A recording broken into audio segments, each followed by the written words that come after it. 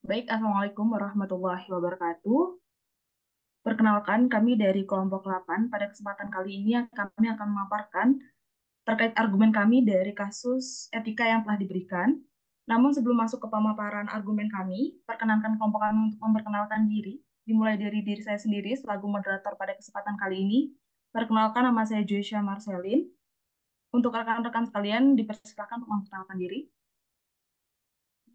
Perkenalkan, saya Luptus Widiantari. Perkenalkan, saya Febina Aulia Rahmah. Dan yang terakhir, perkenalkan nama saya Gazi Ahmad Fahreza. Baik, selanjutnya kami akan masuk dalam pemaparan materi dimulai dari dasar teori yang akan disampaikan oleh rekan saya Febina. Untuk Febina, waktu dan tempat dipersilakan. Ya, jadi langsung saja dasar teorinya yaitu primata merupakan salah satu ordo yang penting bagi kehidupan di alam. Hal ini dapat dibuktikan dengan peranan mamalia ini dalam penyebaran benih.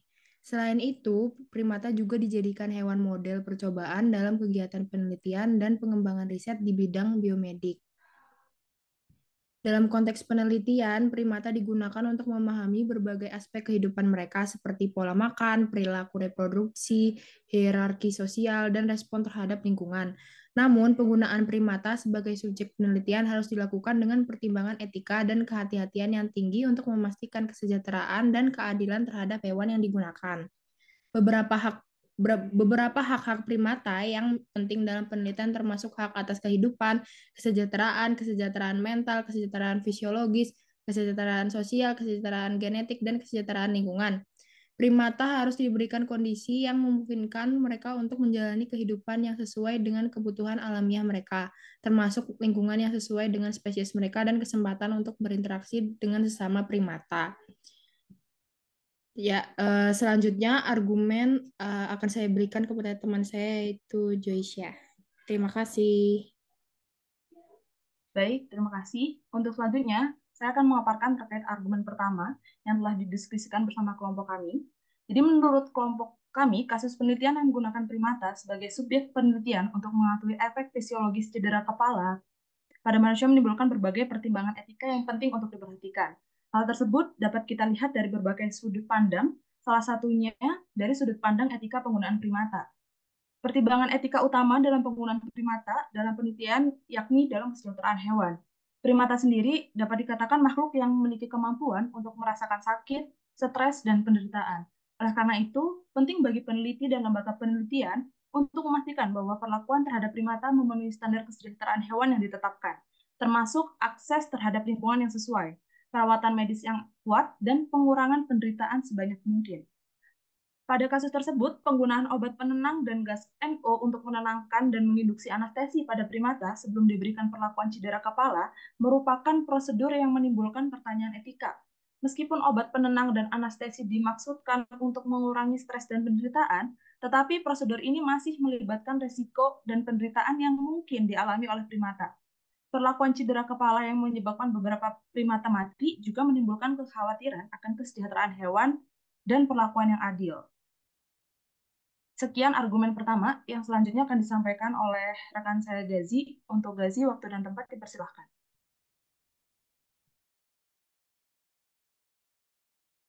Ya, baik, terima kasih Joycia atas kesempatannya untuk memberikan argumen. Lalu untuk argumen yang akan saya berikan ialah penggunaan primata yang masih hidup untuk mempelajari mekanisme otak pada cedera kepala selama 2 bulan sebelum dieuthanasia menimbulkan pertanyaan etika terkait keadilan dan kesejahteraan primata yang masih bertahan hidup. Perlakuan yang diberikan selama periode ini harus memperhatikan kesejahteraan dan hak-hak primata tersebut. Dalam penggunaan primata sebagai subjek penelitian, penting untuk memperhatikan hak-hak mereka dan memastikan bahwa keputusan untuk menggunakan mereka didasarkan pada pertimbangan etis yang cermat. Lalu pertimbangan etis ini harus mempertimbangkan manfaat ilmiah yang diharapkan dan kesejahteraan hewan yang terkait. Selain itu, dalam konteks penelitian tentang mekanisme otak pada cedera kepala, penting untuk mengeksplorasi dan mengembangkan metode alternatif yang dapat mengurangi atau menggantikan penggunaan primata sebagai subjek penelitian. Metode alternatif seperti pengembangan model in vitro atau in silico dapat memberikan wawasan yang relevan tanpa memerlukan penggunaan hewan. Dan penggunaan dan data hasil penelitian yang berasal dari eksperimen yang melibatkan primata sebagai subjek penelitian yang harus diperlakukan dengan hati-hati dan memperhatikan prinsip-prinsip etika yang tinggi.